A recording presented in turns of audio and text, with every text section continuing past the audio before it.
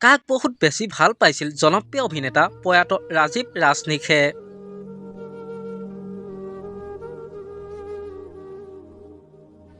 আচলতে ৰাজীৱ ৰাজনিশ হয় কোন, তেওঁ প্ৰকৃত পৰিচয় আজি এই ভিডিঅ'টোৰ মাধ্যমেৰে সবিশেষ জানিব পাৰিব। গতিকে ভিডিঅ'টো অলপো স্কিপ নকৰাকৈ শেষলৈকে চাই যাব বুলি আশা কৰিলোঁ।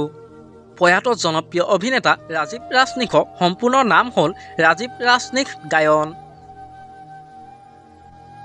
তেখেতৰ জন্ম হৈছিল 1984 চনৰ 1 এপ্ৰিল তাৰিখে নগাঁও কৈৰণী গাঁৱত।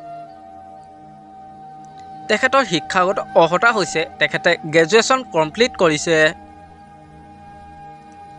ৰাজীৱ ৰাজনিশৰ পৰিয়ালৰ বিষয়ে ক'বলৈ গ'লে তেখেতৰ বৃদ্ধ পিতৃ মাতৃ আছে আৰু তেখেতৰ এগৰাকী মৰম লগা কন্যা সন্তান আছে আৰু তেখেতৰ এগৰাকী পত্নী আছে। তেখেতে তেখেতৰ কণমানিজনীক আচলতে খুব ভাল পাইছিল আৰু এনেদৰে যে অকালতে এৰি গুচি যাব নিজৰ দেউতাকে আচলতে কণমানিজনীও ভবা নাছিল। আমাৰ আজি ভিডিঅ'টো আছিল ইমানেই। যদি ভিডিঅ'টো চাই ভাল লাগিলে যিমান পাৰে শ্বেয়াৰ কৰি দিব। আজিলৈ বাই বাই।